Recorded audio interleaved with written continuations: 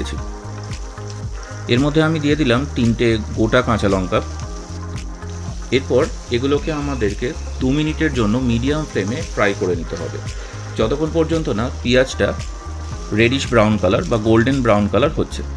এরপরে যে মশলাটা পড়েছিল তার মধ্যে 300 ml গরম জল দিয়ে আমরা এই পেঁয়াজ ভাজার মধ্যে দিয়ে দিলাম। খুব ভালো মতো করে এরকমভাবে মিশিয়ে নিতে হবে। এরপর 2 মিনিটের জন্য এই মশলাটাকে আমরা রান্না হতে দেব। 2 মিনিট পরে আমরা ভেজে রাখা মাছটাকে এরকমভাবে প্লেস করে দেবো কারির মধ্যে। সুন্দর একটা কালার এসেছে, তো এরকমভাবে হালকা একটা টস করে নিলাম আমি।